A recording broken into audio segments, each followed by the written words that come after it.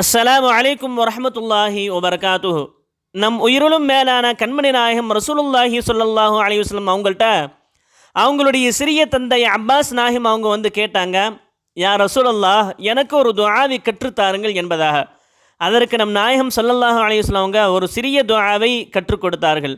அல்லாஹும்ம இன்னி அஸ்அலுக்கல் ஆஃபியத, யா அல்லாஹ், நான் உன்னிடம் ஆஃபியத்தை கேட்கின்றேன் என்ற துஆவை நம் நாயகம் ஸல்லல்லாஹு அலைஹி வஸல்லம் அவங்க அப்பாஸ் நாயகம் அவங்களுக்கு கற்றுக் கொடுத்தாங்க.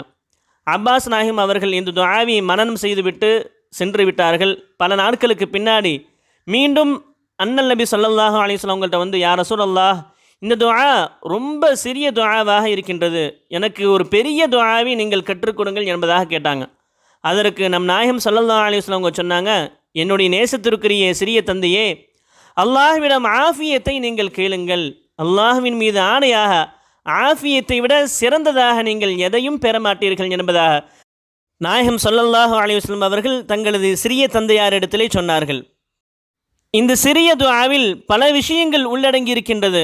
ஆஃபியத் என்பது இம்மை மறுமை இரண்டையும் குறிக்கக்கூடிய ஒரு சொல். இந்த துஆவை நாம் ஓதுவதனால் துன்பம் நம்மை விட்டும் விலகிச் செல்கின்றது, கேடுகள் நம்மை விட்டும் தூரச் செல்கின்றது, ஆழ்ந்த துக்கத்தை விட்டும் நாம் பாதுகாப்பாக இருப்போம், கஷ்டத்தை விட்டும் நாம் பாதுகாப்பாக இருப்போம், நாம் நோய் இல்லாமல் ஆரோக்கியமாக இருப்போம், வாழ்வதற்கு போதுமான செல்வங்களை அல்லாஹ் இந்த ஆஃபியத்தின் மூலமாக கொடுக்கின்றான். நம்முடைய பிள்ளைகள் எந்த பிரச்சனைகளும் இல்லாமல் நலமாக இருப்பார்கள்.